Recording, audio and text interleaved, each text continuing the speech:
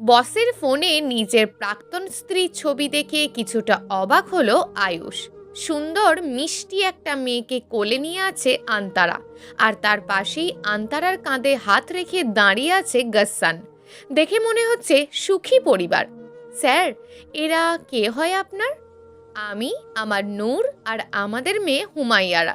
কথাটা শুনে অবাকের উচ্চ শিখরে পৌঁছে যায় আয়ুষ, কারণ তার জানা মতে তার স্যারের বিয়ে হওয়ার মাত্র 6 মাস হয়েছে, কিন্তু বাচ্চাটাকে দেখে মনে হচ্ছে তার বয়স 1.5 বছর। তাহলে কি বিয়ের আগেই? কিন্তু এটা কখনোই সম্ভব না, কারণ নানতারা তেমন মেয়েই নয়। কথাগুলো মনে মনে ভাবছে আয়ুষ। আয়ুষের ভাবনায় ছেদ পড়ে অস্পষ্ট কণ্ঠে বলা বাবা ডাকে। দরজার দিকে তাকিয়ে দেখে একটা ছোট্ট পরী। পরীটাকে দেখেই বোঝা যায় এটা বসের মেয়ে। ছোট্ট পরীটা বাবা বাবা বলে গাসানের কাছে গিয়ে তাকে জড়িয়ে ধরে, আরও গাসানও পরম মমতায় ওকে কোলে তুলে নেয়। আয়ুষ ওদের দিকে তাকিয়ে বাবা মেয়ের খুনসুটি দেখাই ব্যস্ত। এ দৃশ্য দেখে তার অজান্তেই তার চোখ দিয়ে কিছুটা পানি গড়িয়ে পড়ল।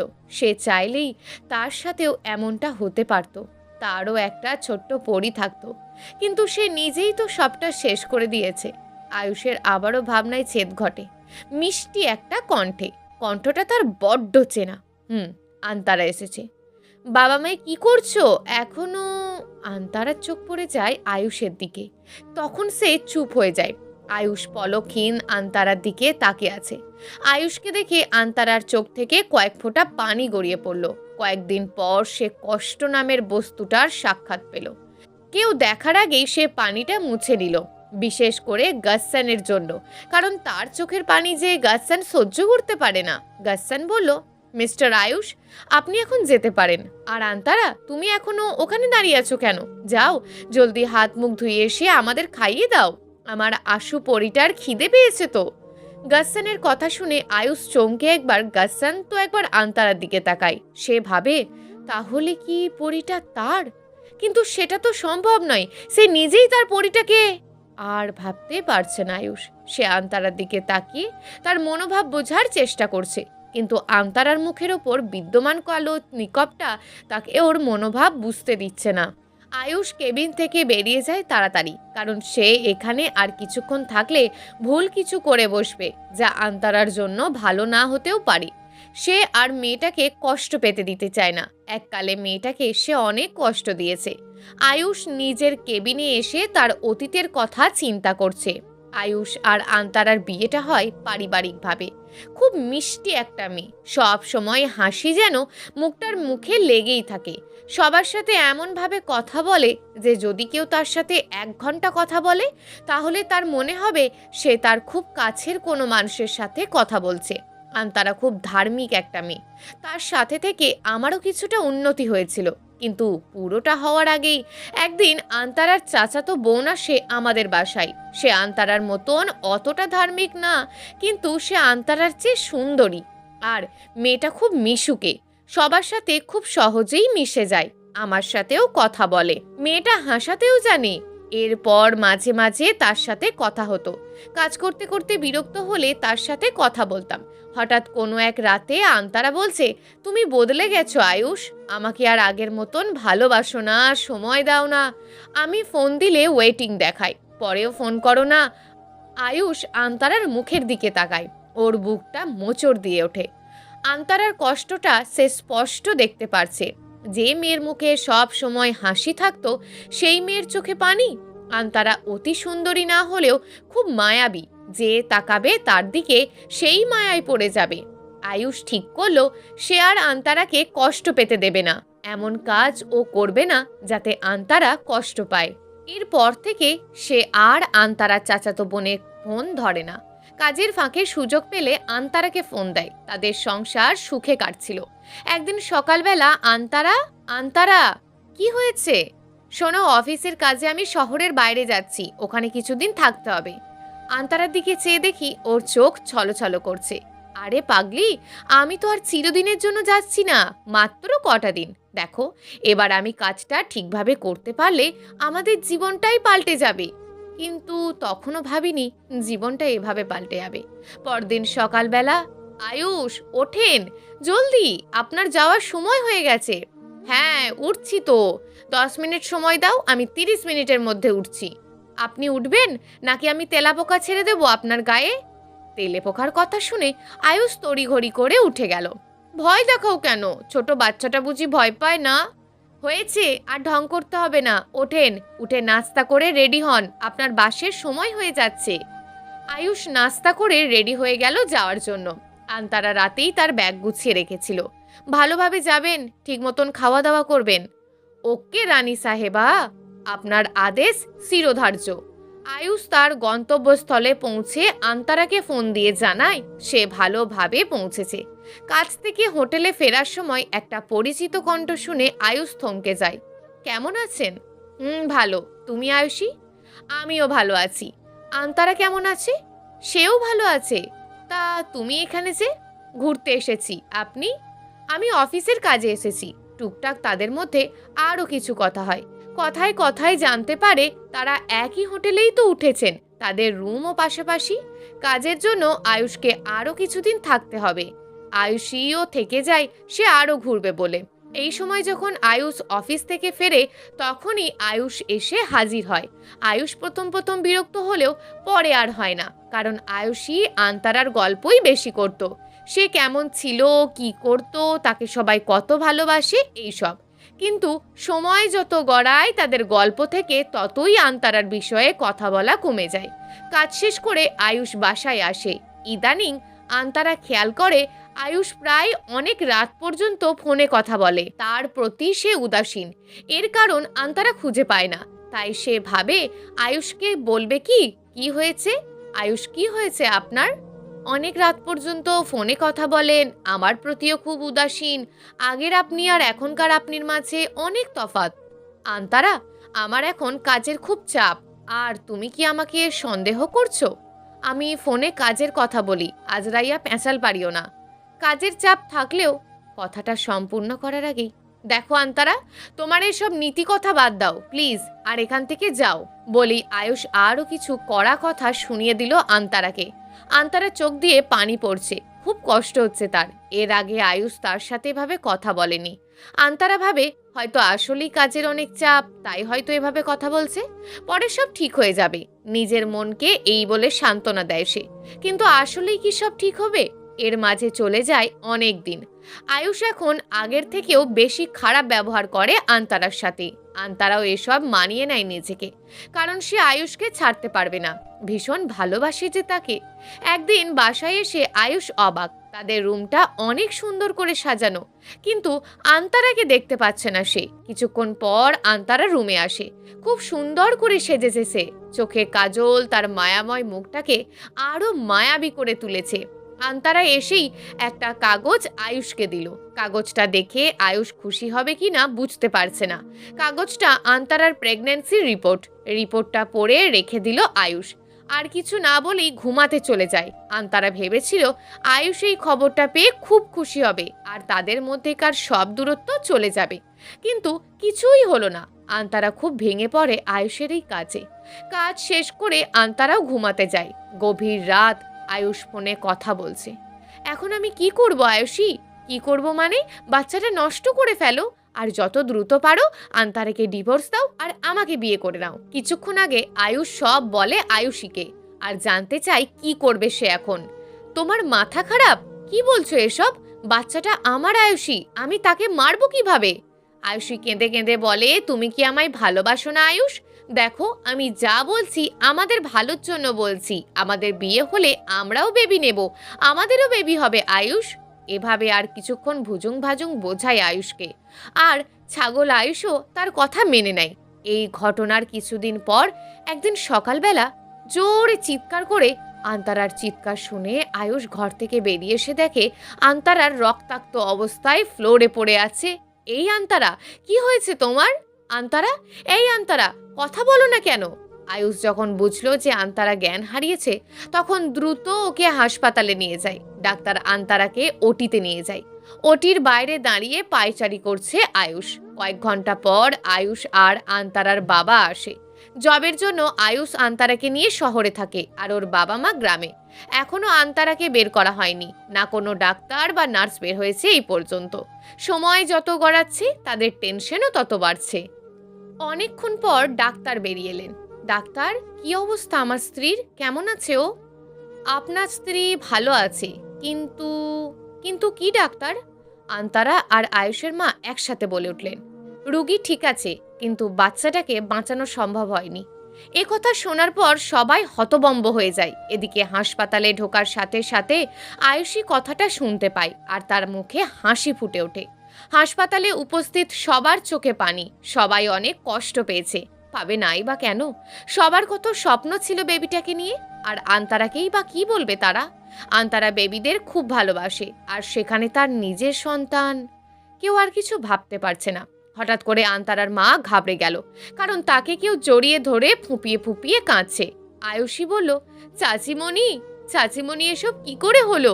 আন্তারার মা বলল, ফ্লোরে পা পিছলে পড়ে গিয়েছিল। এখন আমার মেয়েটাকে সামলাবো কেমন করে? ও যে এটা মানতে পারবে না। মেয়েটা কত খুশি হয়েছিল যখন জানতে পেরেছিল ও মা হতে যাবে। এদিকে আয়ুষ অনুশোচনায় পড়ে যায়। কি করলো ও এটা? ও জানতো আন্তারা বেবিদের কতটা ভালোবাসে, আর ও নিজের বেবির জন্য কতটা অপেক্ষায় ছিল।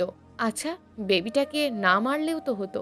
আসলে ফ্লোরে আয়ুষই তেল পানি ফেলে রেখেছিল, যাতে এমন কিছু একটা ঘটে। চাচিমণি, তুমি কোনো চিন্তা করো না, আমি আন্তারার খেয়াল রাখবো। তাদের কথাবার্তার মধ্যে একজন নার্স এসে বলল, আন্তারাকে কেবিনে দেওয়া হয়েছে আর ওনার জ্ঞান ফিরেছে। আন্তারা আর আয়ুষের মা বাবা আগে কেবিনে গেল। তারা যাওয়ার পর, এটা কি ঠিক করলাম আমরা? আমরা যা করেছি একদম ঠিক করেছি আয়ুষ, তুমি একদম গিল্টি ফিল করবা না। তারপর ওরা দুজনেও কেবিনে গেল। আন্তারা বেডে শুয়ে চোখের পানি ঝরাচ্ছে। সবাই তাকে সান্ত্বনা দিচ্ছে। আয়ুষ আন্তারার কাছে এগিয়ে গিয়ে ওর মাথায় হাত রাখে। দেখো আন্তরা, যা হওয়ার। আয়ুষ কথাটা শেষ করার আগেই আন্তারা বলল, আমি ঠিক আছি। সৃষ্টিকর্তা আমাকে যথেষ্ট সহ্য ক্ষমতা দিয়েছেন। হাসপাতালে কয়েকদিন থাকার পর আন্তারাকে বাসায় আনা হয়। সাথে আয়ুষীও আসে আন্তারার খেয়াল রাখার জন্য। হাসপাতাল থেকে ফেরার পর সব সময় চুপচাপ থাকে আন্তারা। সবার সাথে ঠিক মতন কথা বলে না, ঠিক মতন খাওয়া দাওয়া করে না। আন্তারার শাশুড়ি মাও থাকবেন কিছুদিন ওদের সাথে। আয়ুষী সুযোগ পেলেই আয়ুষের মাকে পটানোর চেষ্টা করে আর আন্তারার নামে কান ভারী করে। এখন আয়ুষের মাও তেমন, আর আন্তারা রুমে যায় না, কথাও বলে না ঠিক মতন। আয়ুষীর কাছেই আন্তারার খবর নেয়। আজ অনেক দিন পর আন্তারা রুম থেকে বের হয়। আন্তারাকে দেখা মাত্রই আয়ুষের মা তার গালে চড় বসিয়ে দেয়। আয়ুষী তখন নাস্তা করছিল। মায়ের এমন কাজে আয়ুষ ভীষণ অবাক হয়। যে মেয়েকে তার মা কখনো পর্যন্ত বকা দেয়নি, আজ তার গালে চড় দিল। আর এদিকে আয়ুষীর মনে লাড্ডু ফুটেছে, কারণ তার প্ল্যান সাকসেস। সে তো আর আন্তারার খেয়াল রাখতে আসেনি। ওদের এসব ভাবনার মাঝেই আয়ুষের মা আন্তারাকে তার রুমে নিয়ে গিয়ে দরজা লাগিয়ে দেয়। 1 ঘন্টা পর আয়ুষের মা রুম থেকে বের হয়ে আয়ুষকে বলে সে যেন আন্তারাকে তাড়াতাড়ি ডিভোর্স দেয়। মায়ের মুখে কখনো এমন কথা আয়ুষ আশা করেনি। ও আয়ুষীর দিকে তাকায়, তখন আয়ুষী ওকে চোখ মেরে জানান দেয় যে সব ওর কামাল। এই ঘটনার 7 দিনের মাথায় ওদের ডিভোর্স হয়ে যায়। আন্তারার বাবা মা এসে ওকে নিয়ে যায়।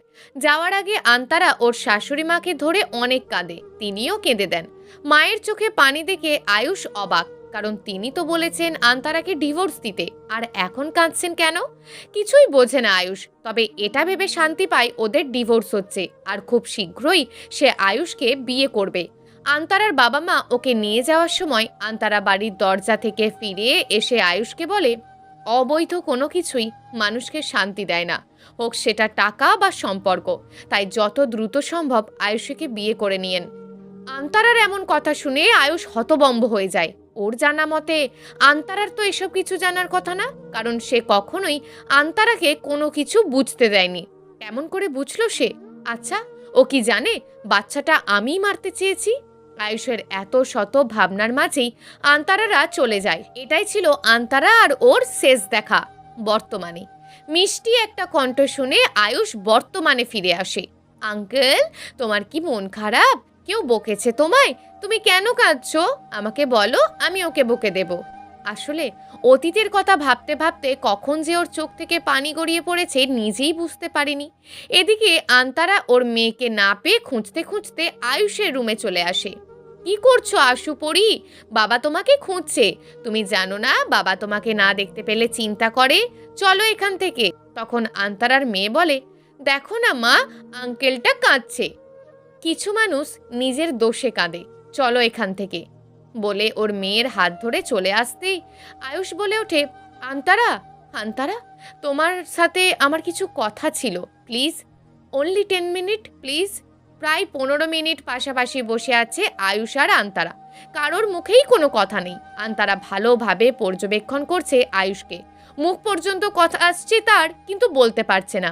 এখন আন্তারার খুবই বিরক্ত লাগছে। তাই বিরক্ত হয়ে বলল, আপনি কি কিছু বলবেন না আমি চলে যাব? আয়ুষ নিশ্চুপ। আন্তারা চলে যাওয়ার জন্য উঠে দাঁড়ায়। তখন আয়ুষ বলে ওঠে, আমাকে ক্ষমা করে দাও আন্তারা। আয়ুষের কথা শুনে আন্তারা আবারও বসে পড়ে। কি জন্য ক্ষমা চাচ্ছেন আপনি? সব কিছুর জন্য। তোমার সাথে যা যা অন্যায় করেছি সব অন্যায়ের জন্য প্লিজ আমাকে ক্ষমা করে দাও। আমি আপনাকে অনেক আগেই ক্ষমা করে দিয়েছি। কোনো অভিযোগ নেই আমার আপনার প্রতি। অনেক আগেই ক্ষমা করে দিয়েছো? হ্যাঁ, অনেক আগেই ক্ষমা করে দিয়েছি। আপনি আমার সাথে এমনটা না করলে তো আমি গাসসানের মতন একজনকে পেতাম না, তাই ক্ষমা করে দিয়েছি। ও হ্যাঁ, আয়ুষীর খবর কি? তার জন্যই তো আপনি আমাকে ছেড়েছিলেন। ভালো নেই। কেন? আপনি তো ওকে ভালোবেসে বিয়ে করেছেন। তাহলে ভালোবাসার মানুষকে ভালো রাখেননি কেন? আমার আর আয়ুষীর ডিভোর্স হয়ে গেছে। কেন ডিভোর্স দিয়েছেন? আমি না, ওই দিয়েছে। কারণটা কি জানতে পারি? তুমি চলে আসার পর 1 মাসের মাঝে আমরা বিয়ে করি। বিয়ের ঠিক 6 মাস পর আমার একটা অ্যাক্সিডেন্ট হয়। আমি ঠিক হলেও ডাক্তার জানায় আমি আর কোনো দিন বাবা হতে পারবো না। অ্যাক্সিডেন্ট হওয়ার 2 মাসের মাথায় আমি বুঝতে পারি আয়ুষী অন্যজনের সাথে সম্পর্কে জড়িয়েছে। ওকে বললে ও বলে যে ও আমার সাথে আর থাকবে না। আর থাকবেই বা কেন? আমার কারণে সে তো আর মা হওয়ার সুখ থেকে নিজেকে বঞ্চিত রাখবে না। আমিও ভাবলাম জোর করে আটকে রেখে লাভ কি, তাই ডিভোর্স দিয়ে দিলাম। তার জন্য আমি তোমাকে ছাড়লাম আর সে আমাকে ছেড়ে চলে গেল। পরে জানতে পারলাম ও যে ছেলেটাকে বিয়ে করেছে সে বড় লোকের বাপের বিগড়ে যাওয়া ছেলে। বিয়ের পরও অনেক মেয়ের সাথে সম্পর্ক ছিল। আয়ুষী এই নিয়ে কিছু বললেই তার গায়ে হাত তুলতো। পরে ওই ছেলে ডিভোর্স দেয়। তারপর আর কোনো খবর পাইনি বলবো না, আমি কোনো খবর রাখিনি। আসলে আমরা আমাদের পাপের শাস্তি পেয়েছি। আন্তারা নিশ্চুপ। কি বলবে সে? বলার ভাষা হারিয়ে ফেলেছে। এত অত্যাচার সহ্য করার পরও কখনো চায়নি তাদের খারাপ হোক, বিশেষ করে আয়ুষের কারণে। প্রথম তো সে তাকেই ভালোবেসেছিল। এদিকে অনেকক্ষণ হলো গাসসান আন্তারাকে দেখছে না, আর মেয়েটার মা মা করছে, তাই আন্তারাকে ডাকতে গেল। গাসসান আয়ুষের কেবিন থেকে আন্তারার কথা শুনতে পেল, কিন্তু ভাবলো আন্তারা আয়ুষের কেবিনে কি করবে, তাই মনের ভুল ভেবে চলে যাওয়ার জন্য পা বাড়াতেই আয়ুষের কথা শুনে থমকে গেল। আন্তারা, আশু পরি কি তোমার মেয়ে? হ্যাঁ, কেন? আসলে আমি বলতে চাইছি যে ওর বাবাকে। কারণ স্যার আর তোমার বিয়ে হয়েছে মাত্র 6 মাস, আর আশুপরির বয়স তো 1.5 বছর। কথাটা বলে মনে একটা ক্ষীণ আশা নিয়ে আন্তারার দিকে তাকালো। এই কথা শোনার পর গাসসান আর এক মুহূর্ত সেখানে দাঁড়ালো না, কারণ এর বেশি শোনার ক্ষমতা যে ওর নেই। তাই নিঃশব্দে সেখান থেকে চলে এলো। কিছুক্ষণ পর মেয়ের কান্নার আওয়াজ পেয়ে আন্তারা গাসসানের কেবিনে এলো। এসে দেখে গাসসান এক মনে কি যেন ভাবছে, আর তার পাশেই আশু কাঁদছে। আশু যে কাঁদছে সেদিকে তার কোনো খেয়ালই নেই। আন্তারা একটু অবাক হলো, কারণ গাসসান কখনোই আশুকে কাঁদতে দেয় না। মেয়ের কান্না থামিয়ে আন্তারা গাসসানকে ডাকলো, কিন্তু গাসসানের কোনো সাড়া পেল না। তাই এবার একটু জোরেই বলে উঠল, গাসসান। গাসসান হকচকিয়ে গেল এত জোরে কথা শুনে। নিজেকে কিছুটা গুছিয়ে নিয়ে বলল, কি হয়েছে? আমার কিছু হয়নি, তোমার কি হয়েছে সেটা বলো। কি এত ভাবছো যে মেয়ের কান্নার আওয়াজও শুনতে পাচ্ছ না? না, কিছু হয়নি, চলো বাড়ি চলো। আপনিও কি আমাদের সাথে যাবেন এখন? না মানে আপনি তো একেবারে রাতে বাসায় যান, তাই বললাম। হ্যাঁ, আমিও যাব, তোমাদের সাথেই বাসায় যাব বলেই মেয়েকে কোলে নিয়ে বুকের সাথে জড়িয়ে ধরে অফিস থেকে বের হয়ে গেল। আন্তারা গাসসানের এমন ব্যবহারের মানে বুঝল না, কারণ গাসসানের আগে এমন কখনো করেনি। রাতের বেলা গাসসান, খেতে আসেন। আমি খাবো না, তুমি খেয়ে নাও। আশু পরি কি ঘুমিয়েছে? হ্যাঁ, আপনার পরিটা ঘুমিয়েছে। জলদি খেতে চলেন, আমার খুব খিদে পেয়েছে। বললাম তো খাবো না, খিদে নেই আমার। গাসসানের না খাওয়ার কথা শুনে আন্তারা গিয়ে বেডে শুয়ে পড়ল। তারপর মনে মনে গণনা শুরু করলো। হয়েছে, থাক, আমাকে আর কোলে করে নিয়ে যেতে হবে না, আমি নিজেই যেতে পারবো বলেই পিছনে তাকাতেই অবাক হয়, কারণ গাসসান আসেইনি। আসলে গাসসান যেদিন বলে যে ও খাবে না, আন্তারাও না খেয়ে শুয়ে পড়ে, আর ও 1 থেকে 10 পর্যন্ত গোনার আগেই গাসসান এসে কোলে করে নিয়ে যায়। কিন্তু গাসসান আজ আসেনি কেন? আন্তারা উঠে গিয়ে দেখলো গাসসান ব্যালকনিতে দাঁড়িয়ে এক মনে আকাশের দিকে তাকিয়ে আছে। তাই আর তাকে ডাকলো না। সে জানে এখন যদিও গাসসান ওকে কিছু না বলে, পরে ঠিকই বলবে। না বললে যে কথাগুলো গাসসানের পেটে কিলবিল করবে। আন্তারা কখনো যদি শুনতে না চায়, তারপরেও জোর করে শোনাবে। কথাটা ভাবতেই ওর মুখে হাসির রেখা ফুটে উঠল। আবার চিন্তাও হচ্ছে খুব, কারণ বাসায় আসার সময় গাড়িতেও চুপচাপ ছিল। যে লোক আশু পাশে থাকলে 1 মিনিট কথা না বলে থাকতে পারে না, সেই পুরুষ রাস্তায় কোনো কথা বলেনি। এসব চিন্তা করতে করতে আন্তারা ঘুমাতে গেল। এদিকে গাসসান যখন বুঝলো আন্তারা ঘুমিয়েছে, তখন রুমে এসে মার মেয়ের কপালে চুমু এঁকে দিল। তারপর 1 কাপ কফি নিয়ে আবারও বারান্দায় গিয়ে দাঁড়ালো। আর আকাশপানে চেয়ে ওর আর আন্তারার প্রথম সাক্ষাতের কথা ভাবে। ফুল স্পিডে গাড়ি চালিয়ে গন্তব্যস্থলে যাচ্ছে গাসসান। হঠাৎ করেই তার গাড়ির সামনে একজন এসে পড়ে। তাড়াতাড়ি ব্রেক চাপার পরও গাড়ির সাথে ধাক্কা খায় সে। গাসসান গাড়ি থেকে নেমে দেখে একজন মহিলা। কাছে গিয়ে বুঝতে পেরেছে মহিলাটি জ্ঞান হারিয়েছে, তাই জলদি করে তাকে নিয়ে হাসপাতালে নিয়ে গেল। মা, মহিলাটি কেমন আছে এখন? আসলে গাসসানের মা হচ্ছে একজন ডাক্তার, আর সে তার মায়ের কাছেই ওনাকে নিয়ে এসেছে। মহিলা কাকে বলছিস তুই?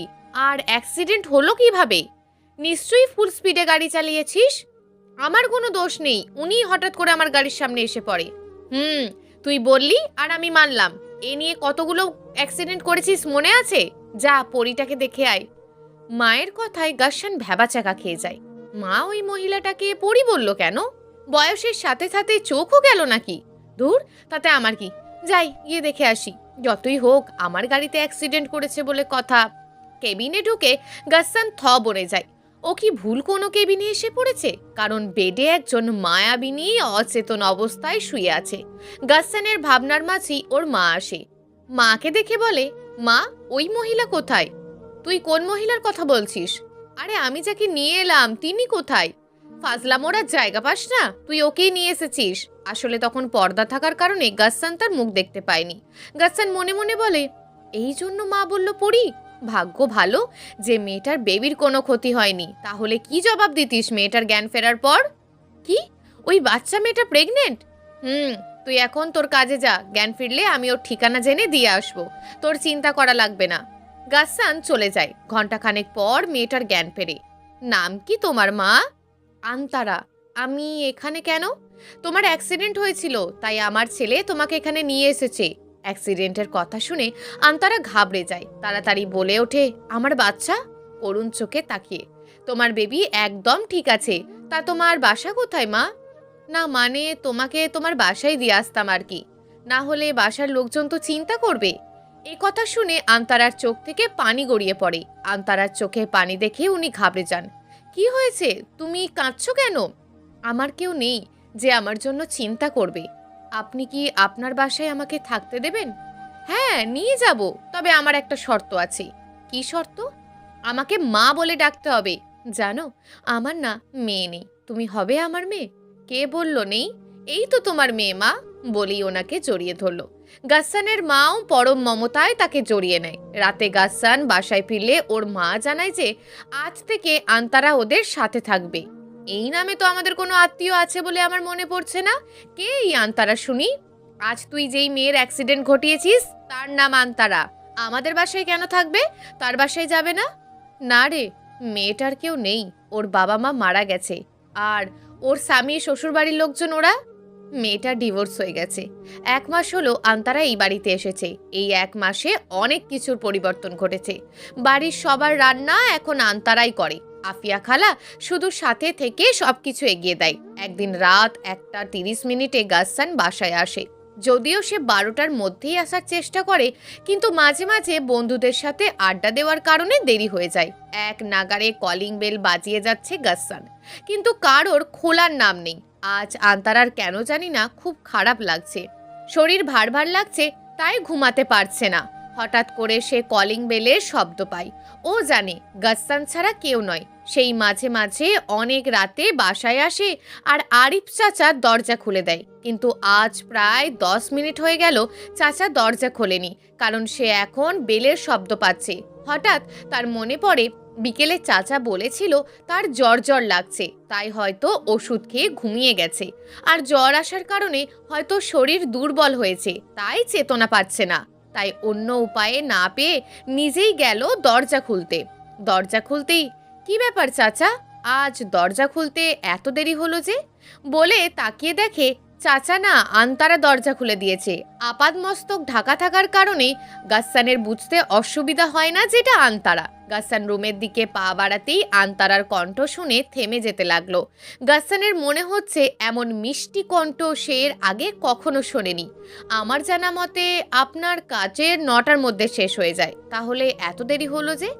যদি বলেন বন্ধুদের সাথে আড্ডা দিয়েছি, তাহলে 9টা থেকে 11টা পর্যন্ত তো আড্ডা দিলে এনাফ, কারণ 2 ঘন্টা অনেক সময়। আর রাত 12টার আগে বাসায় আসতে পারেন। শুনুন, কাল রাত থেকে যদি 12টার আগে বাসায় আসতে পারেন তাহলেই আসবেন, না হলে নয়। আন্তারার কথা শুনে টাস্কি খেলো গাসসান। বলে কি এই মেয়েটা? বাচ্চা একটা মেয়ে আর আমাকে আদেশ দেয়, আবার তার বাসায় থাকি। গাসসানের ইচ্ছে করছে 2-4 কথা শুনিয়ে দিতে, কিন্তু কেন জানি পারছে না। গাসসান অনেক রাগী, যদি কেউ কিছু বলে তার হাল সে বেহাল করে দেয়, কিন্তু এই মেয়েটার বেলায় কোনো কথাই মুখ থেকে বের হচ্ছে না। গাসসান ছোট্ট করে বলে, আসলে সারাদিন কাজ করার পর যে কারোরই ক্লান্ত লাগে, সে চায় একটু ঘুমাতে।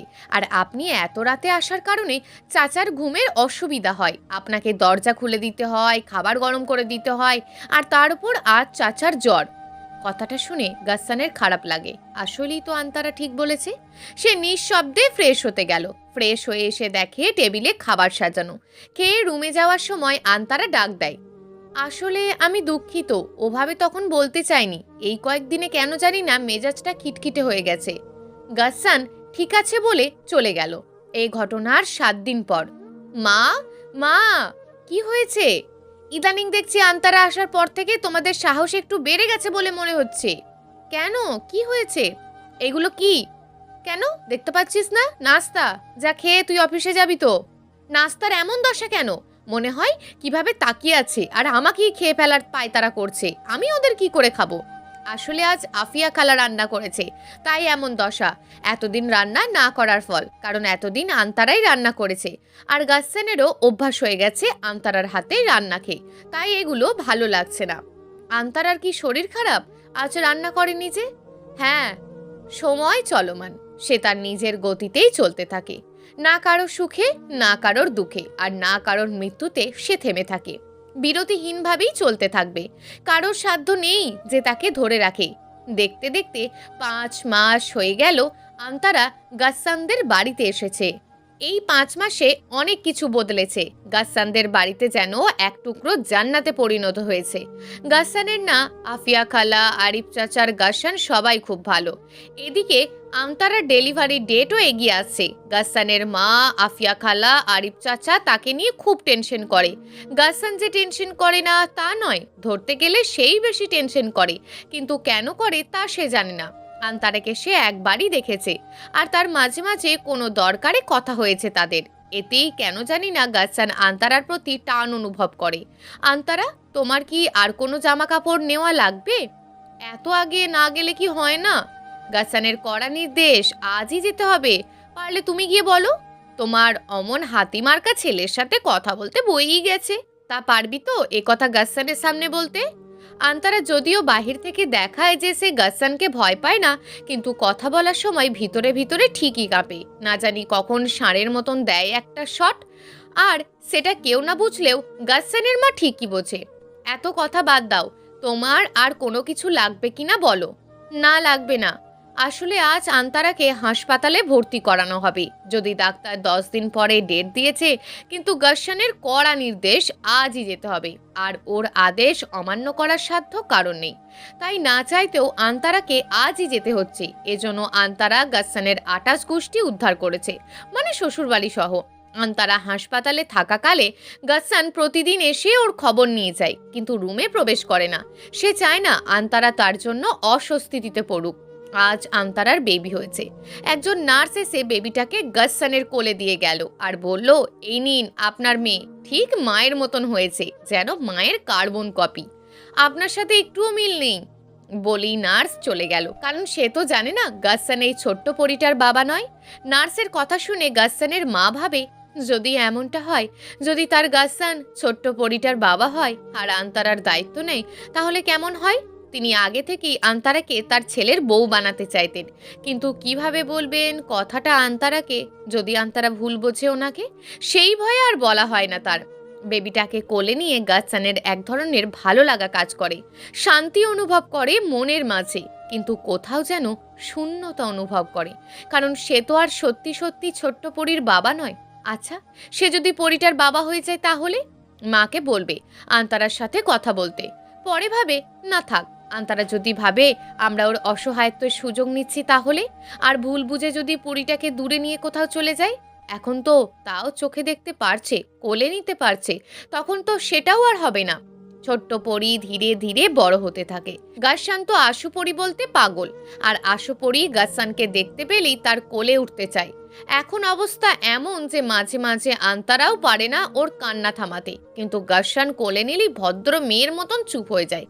আশু পরী এখন রাতেও গাসসানের কাছে থাকে মাঝে মাঝে, কারণ তার বয়স 9 মাস, তাই তেমন সমস্যা হয় না।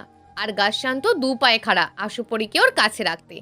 এমন একদিন গাসসান আশুপরীর সাথে খেলছিল, তখন হঠাৎ আশুপরী আধো আধো কণ্ঠে বাবা বলে ওঠে। আশুপরীর মুখে বাবা ডাক শুনে গাসসানের চোখ থেকে 2 ফোঁটা আনন্দ অশ্রু ঝরে পড়ে। গাসসানের মা সব দেখছিলেন। তিনি বোঝেন যে তার ছেলে খুব করে চায় আশুপরীর বাবা হতে। গাসসান কিছু বলেনি, কিন্তু তিনি তো মা, তাই সন্তান বলার আগেই বুঝে যান। আচ্ছা, তিনি একবার বলে দেখবেন আন্তারাকে। আজ প্রায় 1 সপ্তাহ হচ্ছে। আন্তারা লক্ষ্য করছে যে গাসসানের মা তাকে কিছু একটা বলতে চাইছে, কিন্তু বলতে পারছে না। তাই আন্তারা নিজে থেকেই বলল, মা, তুমি কি কিছু বলতে চাও আমাকে? আন্তারার কথা শুনে তিনি যেন কোনো মূল্যবান রত্ন পেয়েছেন বলে মনে হয়। জানো, আশুপরী না গাসসানকে বাবা বলে ডাকে। হ্যাঁ জানি তো, কিন্তু কি তাতে কি হয়েছে? জানো তো, আমার গাসসানটা এখন আর আগের মতো নেই, আর আশুপরী আসার পর তো রাগটাও নেই আগের মতন। আমার ছেলে বলে বলছি না, তুমিও তো লক্ষ্য করেছো বিষয়টা। হ্যাঁ মা, আশুপরী তো গাসসানকে বাবা বলে ডাকে। যখন বড় হয়ে শুনবে ও আশুপরীর বাবা মা, তখন কিন্তু খুব কষ্ট পাবে বাচ্চাটা। আর মোটামুটি অনেকেই জানে গাসসান আশুপরীর বাবা। তাই বলছিলাম কি, তুমি যদি গাসসানকে বিয়ে করতে রাজি হও। গাসসানের মা এতক্ষণ কথাগুলো নিচের দিকে তাকিয়ে বলছিলেন, কারণ আন্তারার চোখের দিকে তাকালে কথাগুলো হয়তো নাও বলতে পারতেন।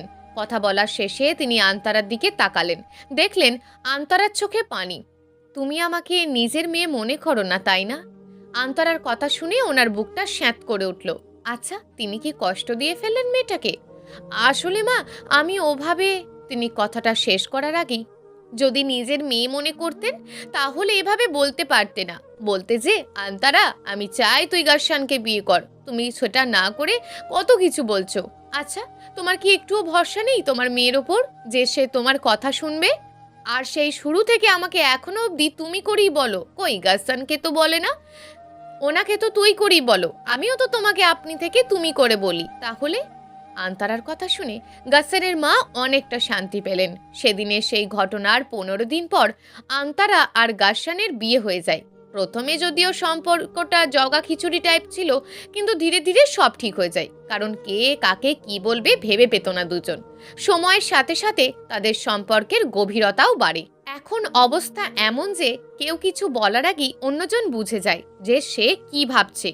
আর মাঝে মাঝে তাদের খুনসুটি তো রয়েছেই। তাদের খুনসুটির মধ্যে আশুপরী মাঝে মাঝে ঢুকে সেটাকে আরও খুনসুটিময় করে তোলে। বেশ সুখেই কাটছিল তাদের জীবন। কুকুরের ঘেউ ঘেউ শব্দে ধ্যান ভাঙে গাসসানের। ফিরে আসে বর্তমানে। চারিদিক অন্ধকার, শুধু ঝিঝি পোকার ডাক আর মাঝে মাঝে কুকুরের ডাক শোনা যাচ্ছে। গাসসান মনে মনে ভাবে, আন্তারা আশুপরীকে নিয়ে চলে যাবে না তো তার জীবন থেকে? কথাটা ভাবতেই আঁতকে ওঠে গাসসান। শরীরের লোম দাঁড়িয়ে যায় ভয়ে। সে তো থাকতে পারবে না আশুপরীকে ছাড়া, সে তো কলিজা ওর। আর আন্তারা, সে তোর হৃৎপিণ্ড, হৃৎপিণ্ড ছাড়া সে থাকবে কেমন করে? তার জন্য তো ওর এই আমূল পরিবর্তন, তার জন্যই তো তার সংসারটা একটু টুকরো জান্নাতে পরিণত হয়েছে। সে চলে গেলে গাসসান হয়তো মরে যাবে না, কিন্তু জীবিত হয়েও মৃত হয়ে থাকবে। হঠাৎ চাপা কান্নার আওয়াজে ঘুম ভাঙে আন্তারার। বুকের ভিতরটা মোচড় দিয়ে ওঠে ওর। আজ সকাল থেকেই গাসসানের মন খারাপ দেখে ওর মনও খারাপ ছিল, তাই এখন গাসসানের কান্না দেখে বুকটা ফেটে চৌচির হয়ে যাচ্ছে। ধীর পায়ে উঠে ও গাসসানের দিকে যায়, হাত রাখে গাসসানের কাঁধে। আসলে গাসসানের মন তখন এতটাই অশান্ত ছিল যে সে ভেবে পায় না কি করবে। অশান্ত মনে শান্তি মেলে না। কাঁধে কারোর অস্তিত্ব অনুভব করে গাসসান। বুঝতে অসুবিধা হয় না যে এটা আন্তারার হাত। গাসসান, গাসসান।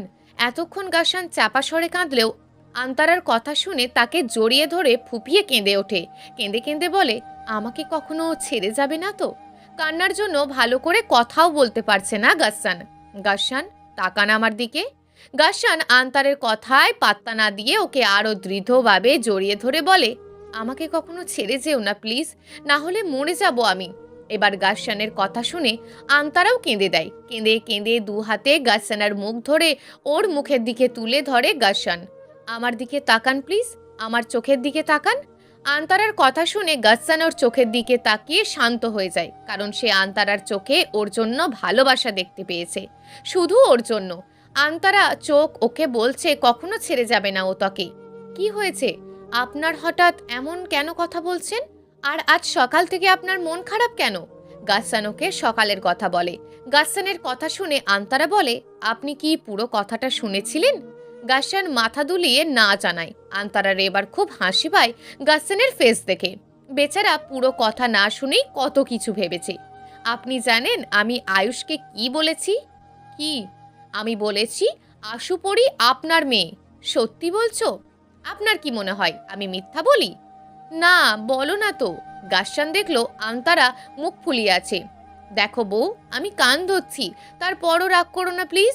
তুমি যদি চাও তাহলে চৌরাস্তার মোড়ে গিয়ে কান ধরে উঠবস করব, তারপরও রাগ করো না। আন্তারা হেসে দিল গাসসানের কাণ্ড দেখে। হয়েছে, থাক, আর নাটক করতে হবে না। সকালে আন্তারা উঠতে যাবে তখনই গাসসান তার হাত ধরল।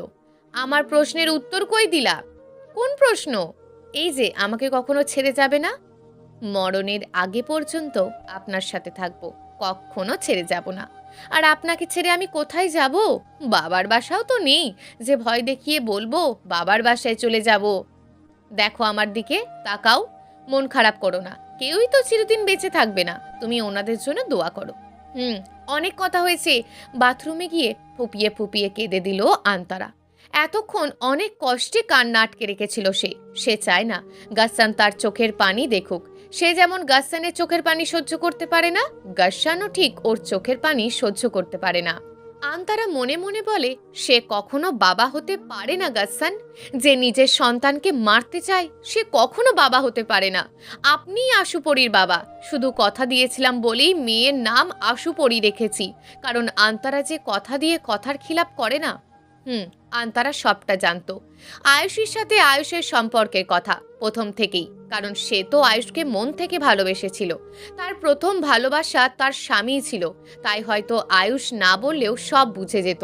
প্রথমবার আয়ুষী কালো মেঘের মতন তার সংসারটাকে ঘিরে ধরেছিল, তাই হয়তো অনেক কষ্টে কালো মেঘটাকে সরাতে পেরেছিল। কিন্তু পরের বার সে এসেছিল কালবৈশাখী ঝড় রূপে, যেটা তার সংসারকে লণ্ডভণ্ড করে দিয়েছিল। কেড়ে নিতে চেয়েছিল একটি ছোট্ট প্রাণ, তাও আবার প্রাণের অস্তিত্ব দাতারি হাতে। সৃষ্টিকর্তা চেয়েছিলেন, তাই ছোট্ট প্রাণটা পৃথিবীতে আসতে পেরেছে। আন্তারা, আন্তারা, তুমি কি বাথরুমেই ঘুমিয়ে গেলে নাকি? গাসসানের ডাকে আন্তারার হুঁশ ফেরে। কি ব্যাপার বলো তো? হয়েছে, আপনাকে আর ভাবা লাগবে না এত কিছু, যান গিয়ে ঘুমিয়ে পড়েন। যাচ্ছি। গাসসান ঘুমাতে গেল আর আন্তারা এক মগ কফি নিয়ে ব্যালকনিতে দাঁড়ালো। ডুব দিল অতীতে। আয়ুষ যখন আয়ুষের সাথে ফোনে কথা বলছিল বেবিটা নষ্ট করার ব্যাপারে, আন্তারা ভাগ্যক্রমে সেটা শুনে ফেলে। সেদিন সে খুব কেঁদেছিল, খুব।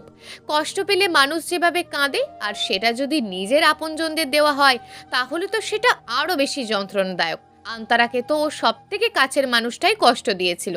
খুব ভেঙে পড়েছিল সে, কিন্তু অনাগত সন্তানের কথা ভেবে নিজেকে শক্ত করে নিয়েছিল, কারণ তাকেই তো তার দায়িত্ব নিতে হবে যাতে ভালোভাবে পৃথিবীতে আসতে পারে।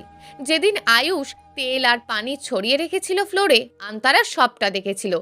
তাই সে সেই জায়গায় গিয়ে পড়ার অভিনয় করে আর তার আশেপাশে আলতা ছড়িয়ে দেয় যাতে আয়ুষ তার রক্ত মনে করে। ডাক্তারকে সেই বলেছিল সত্যিটা গোপন রাখতে। সে ভেবেছিল আগের বারের মতন আবার সবটা ঠিক হয়ে যাবে আর ও পরে আয়ুষকে সত্যিটা জানাবে, কিন্তু এবার আর কিছু ঠিক হয়নি, সবটা শেষ হয়ে গেছে। আয়ুষী হাসপাতাল থেকে আয়ুষদের বাড়িতে যায় আর সব শেষ করে দেয়।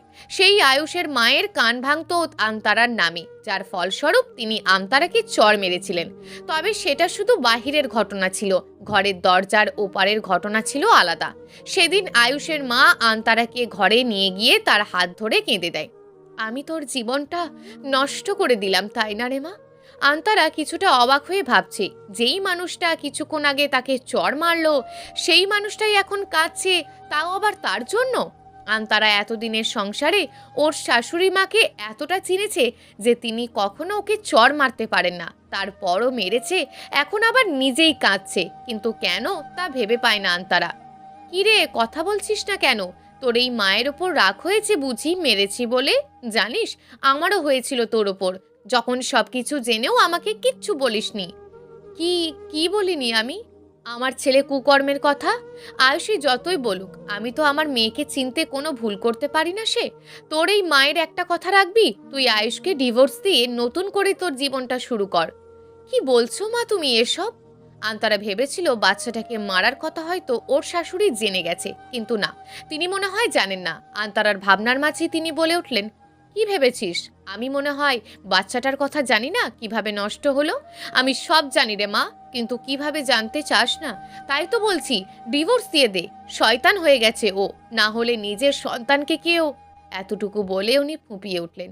আন্তারার আশঙ্কাটাই সত্যি হলো, ওর শাশুড়ি মা জেনে গেল। আন্তারা কাউকে কিছু বলতে চায়নি, বিশেষত ওর শাশুড়ি মাকে।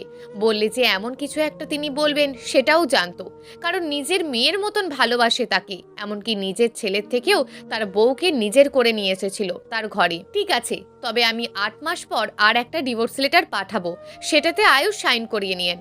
আয়ুষের মা কিছু বুঝলো না, তারপরও ঠিক আছে বলে বেরিয়ে এলেন ঘর থেকে। তিনি ঘর থেকে বেরিয়ে এসে আয়ুষকে বলেন আন্তারাকে ডিভোর্স দিতে। ডিভোর্সের পর আন্তারা ওর বাবা মায়ের সাথে চলে আসে।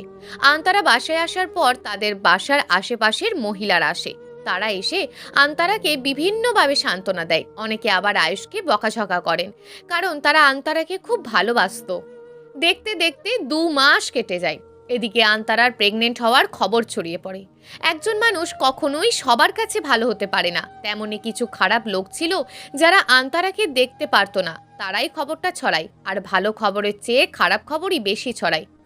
আন্তারা প্রেগনেন্ট, এটা খারাপ খবর, কারণ তারা জানতো আন্তারার বেবিটা নষ্ট হয়ে গেছে, আর এখন শুনছে আন্তারার প্রেগনেন্ট, তাই তারা আন্তারাকে খারাপ ভাবতে শুরু করে।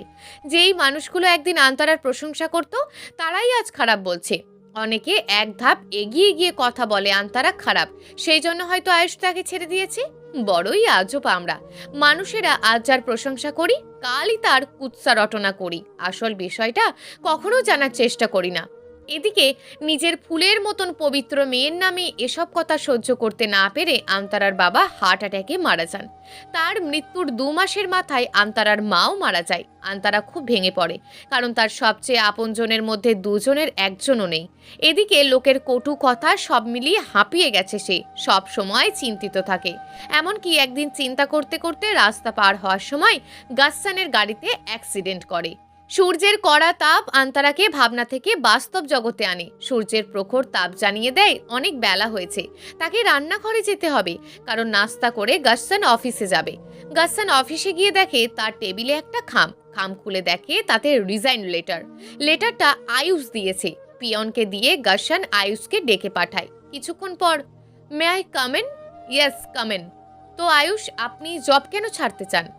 দেখুন, আন্তারা আপনার স্ত্রী ছিল, এটা নিয়ে আমার কোনো প্রবলেম নেই, আর এই কারণে আপনি জব ছাড়তে পারেন না, আমার মনে হয় না এটা কোনো বড় বিষয় যার জন্য আপনি জব ছাড়বেন। গাসসান বুঝতে পেরেছিল আয়ুষ ঠিক এই কারণে জবটা ছাড়তে চাইবে, যে সে আন্তারার স্ত্রী, সে কিনা তার আগের স্ত্রী ছিল।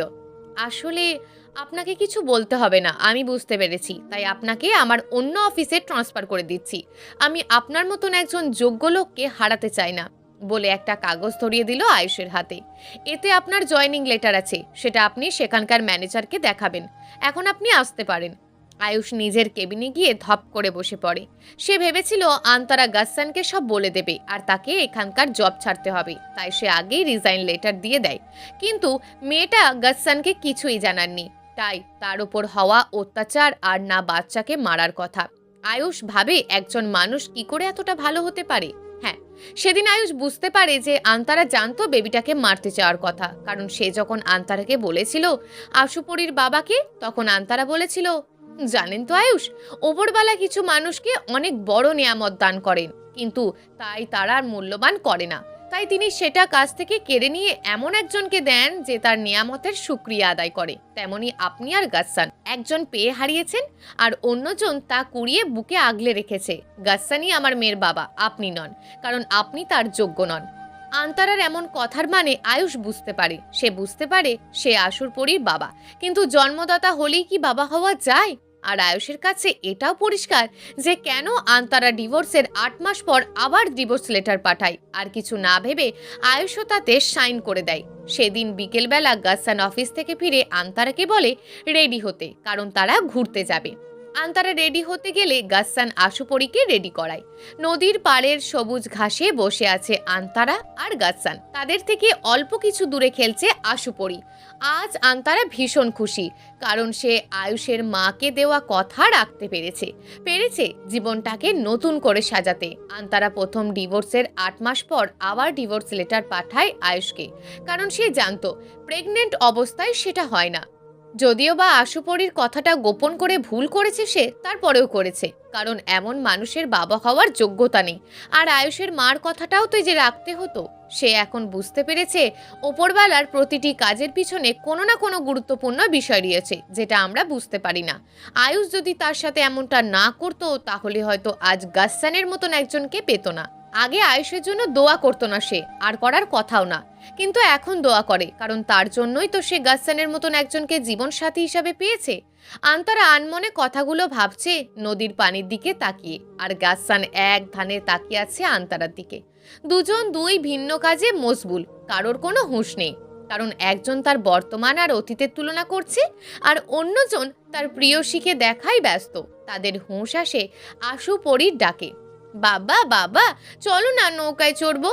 গাসসান মিষ্টি হেসে মেয়েকে কোলে নেয় আর অন্য হাতে প্রিয়তমার হাত ধরে নৌকার দিকে এগিয়ে যায়।